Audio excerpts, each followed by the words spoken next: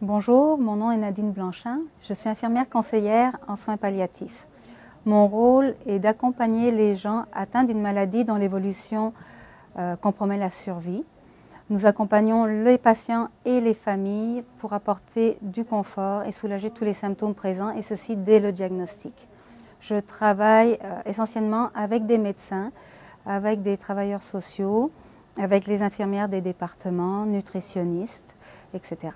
Nous suivons des patients pour de la gestion de la douleur, pour des fins de traitement dans des cas d'insuffisance cardiaque, pour des cheminements fin de vie et de l'accompagnement dans cette dernière étape. Mais la gestion de la douleur représente une grande partie de notre travail.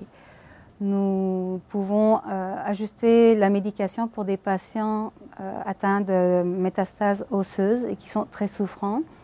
Nous pouvons aussi aider les gens à accepter et à faire le choix par rapport à des étapes de fin de vie.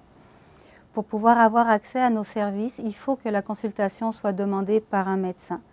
Donc les patients peuvent avoir accès à nos services par les cliniques ambulatoires, cliniques d'oncologie pulmonaire, cliniques d'insuffisance cardiaque ou lors d'une hospitalisation. Mais c'est toujours un médecin qui doit faire la requête. Que ce soit en clinique ambulatoire ou lors d'une hospitalisation, quand nous avons la référence du médecin, nous rencontrons le patient et nous nous attendons à ce que le médecin l'ait avisé de notre visite. En clinique ambulatoire, la confidentialité est plus facile parce que nous avons accès à un bureau. Nous profitons généralement d'un rendez-vous ou d'une rencontre déjà organisée avec le spécialiste, le pneumo-oncologue ou le cardiologue, pour rencontrer les patients, pour ne pas les faire se déplacer une deuxième fois. En hospitalisation, la confidentialité est plus difficile puisque nous rencontrons les patients dans les chambres et c'est des chambres à 2 lits, la séparation est juste faite avec un rideau, donc c'est plus difficile. La fréquence varie. En hospitalisation, si c'est un suivi conjoint, nous allons voir les patients tous les jours de la semaine, du lundi au vendredi. En clinique ambulatoire, nous allons refixer des rendez-vous au besoin ou selon les rendez-vous organisés avec le médecin spécialiste de la clinique. Les premières consultations, les premières rencontres durent en général 1 heure, parfois un petit peu plus. Et puis sur les étages ou sur les rencontres suivantes, c'est selon les besoins des patients et selon les sujets abordés. On peut parler peut-être à ce moment-là plutôt de 30 minutes.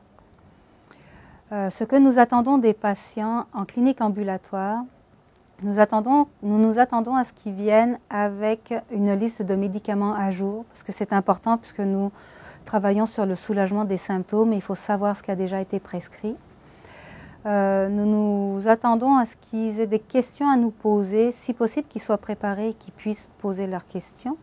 Et puis nous nous attendons à ce qu'ils se sentent à l'aise de poser toutes leurs questions et puis de nous parler librement de ce qu'ils ressentent et de ce qu'ils vivent, puisque nous devons nous ajuster à leurs besoins.